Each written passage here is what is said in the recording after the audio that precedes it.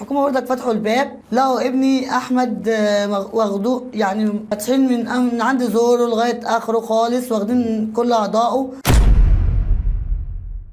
حتى عينيه، حتى مخه، كله حتى ايديه، مش مخلين حاجه فيها. ابني ملوش المتعة دي والله، بص ما تعزمش على اللي خلقه، هو كله بإرادة ربنا وكله بتاع ربنا. أنا عايزة القصاص. ازيكم؟ يا رب تكونوا بخير دايما.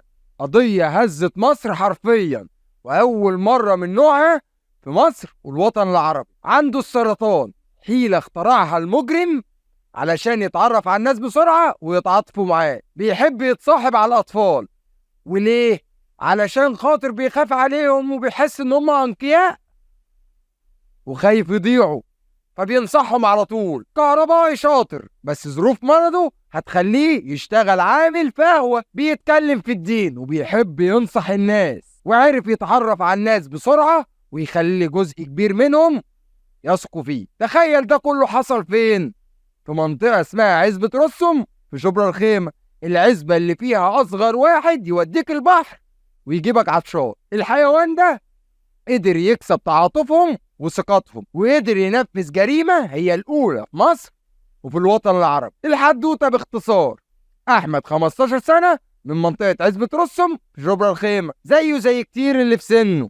لو لقى حد بيحبه وبينصحه وبيخاف عليه هيقرب منه ويحبه ويقعد معاه كتير. أحمد ده اتعرف على طارق. مين طارق؟ هقول لك أنا. طارق ده واحد راح على عزبة رستم وأجر شقة ودخل عليهم لوحده، ولا هو معاه عيلته ولا حد يعرف عنه حاجة. راح لقهوة قرب الشقة اللي أجرها وسأله على شغل بحجة إنه مريض وعنده مرض سرطان وبيعالج نفسه ومحتاج فلوس عشان يعرف يكمل العلاج. لحد هنا وأي حد هيتعاطف مع الشخص ده ويحاول يوفر له لقمة عيش عشان يعرف يتعالج. شوية وبسرعة رهيبة قدر طارق ياخد ثقة الناس أو يكسب ثقة الناس ويصاحب ناس كتير من المنطقة، وخصوصا الأطفال اللي عمرهم 15-17 سنة. وكان مبين للناس إنه دايما تعبان وإنه بيحب ينصح الناس وبيتكلم بطريقة دينية، علشان كده كل قرب منه وحب. بدأ طارق يغيب عن الشغل يوم واتنين. صاحب القهوة سأله قال له: أنت بتغيب كتير ليه كده؟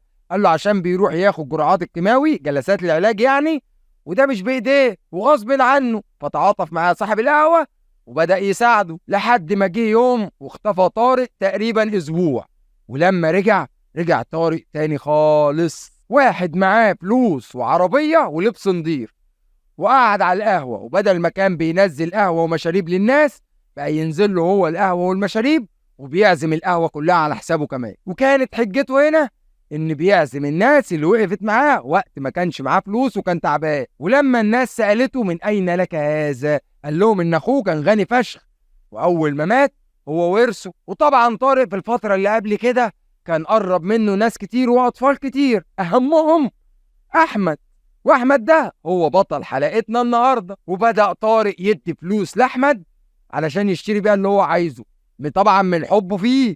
وبدأ يدي لأحمد فلوس يروح يلعب بلاي ستيشن فين؟ في السايبر، بحجة ان هو نفسه يشوفه سعيد ومبسوط. صحاب بقى جدع وبيحب احمد ولازم يدلعه. ومرة على مرة لحد ما جه يوم 15/4/2024. اليوم ده اختفى احمد وبدأت المنطقة كلها تدور عليه، وراحوا عملوا بلاغ في الاسم. وطبيعي البلاغ ده هيتحرك بعد 48 ساعة من حالة الاختفاء. واللي كان بيدور مع المنطقة كلها مين؟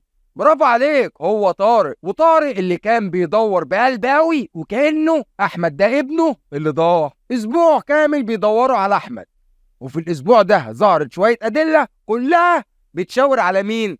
على طارق. بس الناس من كتر ما كانوا حبوا طارق كانوا هم بنفسهم اللي بيبعدوا الأدلة عنه. يعني مثلا لما رجعوا كاميرات للمنطقة كلها لقوا إن أحمد دخل السايبر ولعب شويه وبعدين خرج، راح لطارق على القهوه قعد معاه شويه وبعدين خد فلوس وراح للسايبر تاني لعب شويه وبعد كده خرج راح لاحمد خد منه فلوس ورجع السايبر تاني. واخر لقطه شافوها في الكاميرات واخر لقطه اصلا في حياه احمد كانت مع طارق وهم ماشيين في اخر الشارع، وبعديها اختفى احمد وما ظهرش تاني. ولما سالوا طارق قال لهم هو فعلا ظهر معاه وقعد معاه ومشي معاه شويه، بس كان بالصدفه، ما كانش يعرف ان هو كده كده جاي له.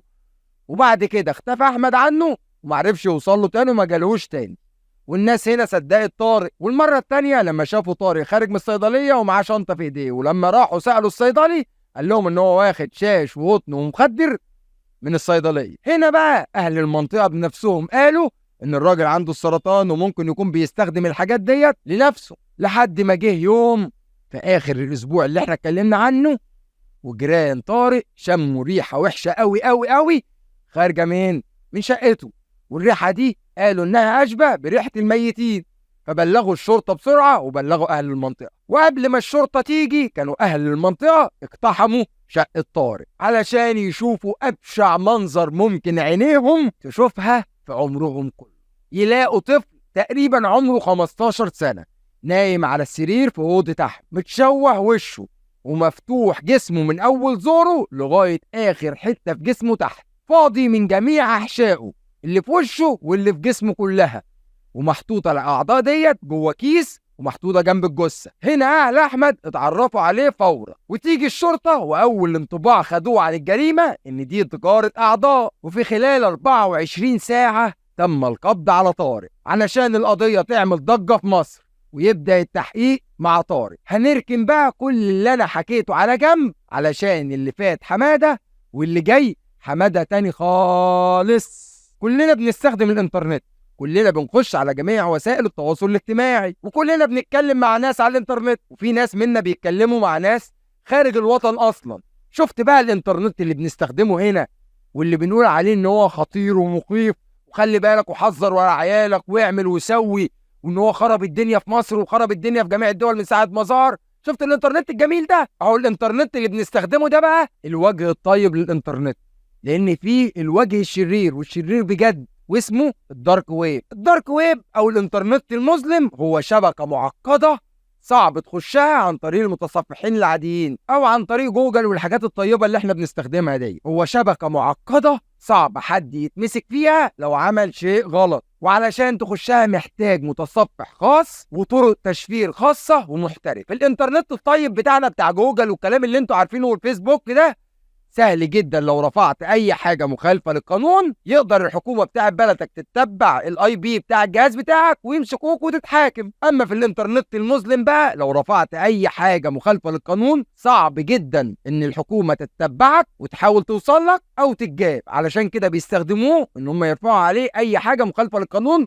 وهم مش خايفين. طبعا الموضوع كبير ومحتاج حلقات مش حلقه واحده. المهم ان الانترنت المظلم او الدارك ويب ده تقدر تشتري وتبيع منه اي حاجه، بدايه من المخدرات لحد البني ادمين. ايوه زي ما انت سامع، يعني في مواقع بتخشها ناس تشتري او تبيع مخدرات عليها، ومواقع بتخشها ناس تشتري سلاح، ومواقع بتخشها ناس تتعلم تصنيع السلاح والمتفجرات، ومواقع تانية ناس بتخشها علشان تشتري اعضاء بني ادمين. اللي ناقص له كلى بقى يخش يقضي له كلى من هناك، اللي ناقص له كبد، اللي ناقص له قلب، اللي ناقص له عين، سنه، كل حاجة ممكن تشتريها من هناك. ومفيش حاجة هناك طبعا ببلاش، كل كليكة على الماوس بفلوس. وفي مواقع ناس بتخشها عشان تتفرج على حد بيعذب بني آدم قدامه لايف. أيوة زي ما بقولك كده لايف، وأشهرهم طبعا الريد روم، وأكيد حد فيكم سمع عنه. هي دي بقى المواقع اللي تهمنا النهاردة في قضيتنا دي. صاحبنا ده اللي هو طارق قال كلام في التحقيقات تشيب الشعر وتذهب العقل. قال ان هو اثناء تصفحه في الدارك ويب او الانترنت المظلم كلمه واحد وطلب منه انه يتاجر معاه في الاعضاء، وساعتها طارق وافق بسرعه رهيبه وكانها فرصه ومش هتجيله تاني، وان الشخص ده وعد طارق ان لو جاب شخص وخد منه اعضائه الشخص ده هيدي طارق 5 مليون جنيه. الرقم اللي خلى طارق يشوف الناس في الشارع مجرد بكاوي فلوس ماشيه على الارض. طيب المطلوب ان طارق يختار ضحيه ويتصور معاها ويبعت الصوره للشخص، ولو الشخص وافق على الشخص اللي طارق اختاره يبعت له الموافقه وطارق ينفذ فورا. طارق اختار احمد الله يرحمه، واول ما تم الموافقه على احمد استدرج احمد للشقه وخدره واستنى التعليمات. شروط التنفيذ: 1. ان يفتح كاميرا لايف قبل ما ينام الجثه. 2. ان يتم تشريح الجثه لايف بدون ما يقفل الكاميرا لحظة. 3. انه ينفذ كل اللي هيطلب منه حرفيا بدون مقاطعة، زي مثلا اخلع العين حاضر، طلع القلب حاضر، فور الرئة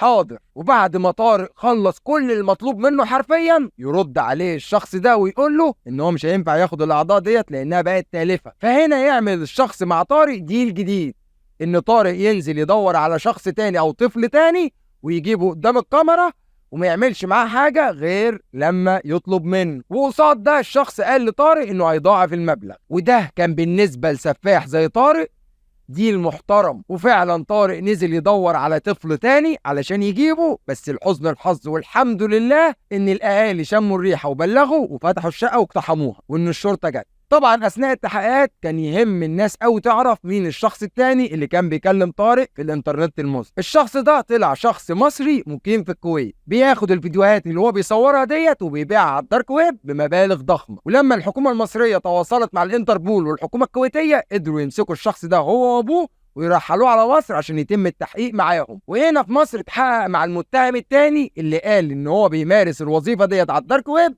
بقاله فتره وعملها اكتر من مره، وباع الفيديوهات اللي فيها امور التعذيب والقتل والتقطيع ديت على الدارك ويب اكتر من مره في مواقع تبع مواقع الانترنت المسلم عشان ياخد فلوس كتير من مشاهدة الفيديوهات دي. وانه مش بيتاجر في الاعضاء ولا حاجة، وهو قال كده لطارق علشان يخلي طارق ينفذ اللي هو عايزه، وانه شغال على المواقع دي بعد ما بياخد الفيديوهات من الاشخاص اللي بيقطعوا العيال او بيقطعوا الاشخاص ديت قدامه على الكاميرا، وبياخد الفيديوهات ديت يعرضها على مواقع الدارك ويب، وبيخش على المواقع دي ناس كتير بيخشوا يدفعوا فلوس كتير قوي علشان يشوفوا الحاجات دي لايف. والحاجات دي بقى فيديوهات التعذيب وتقطيع الجثث. وطبعا موضوع القضية ديت كبير وفظيع وصعب لأبعد حدود. تخيل ناس بتستدرج ناس، شخص روح وجسد قدامك بيستدرجوه في أوضة عشان يموتوه أو يعذبوه أو يقطعوه عشان ناس تانية مريضة بتحب تتفرج على الحاجات دي.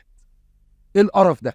إحنا حرفيا بنعيش في أقذر حقبة زمنية في التاريخ كله. كنا بنقول على التتار والمغول ناس متعطشة للدماء، طلع في تاريخنا المعاصر بني ادمين، وخساره فيهم كلمه بني ادمين، وحوش اوسخ من التتار. بنتمنى ان القضيه ديت توقع اكبر عدد ممكن من الناس الخفيه ديت، بنتمنى ان العقاب يكون قاسي لابعد حدود علشان اي حد يسول له نفسه يعمل الحاجات الفظيعه ديت يخاف ويبقى عارف انه هيتمسك وهيتعمل فيه الصح. ونتمنى من ربنا ان يرزق اهل احمد الصبر والسلوان. واسره برنامج الراوي بتتقدم بخالص التعازي لاسره الفقيد طبعا، وبرضه اسره برنامج الراوي بتتمنى اقصى عقوبه للمجرمين دول. ما تنساش دايما تصلي على النبي عليه افضل الصلاه والسلام، وربنا يحفظ ولادنا كلهم من الشر اللي احنا بنسمعه ده.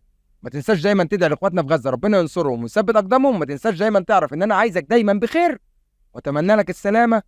سلام.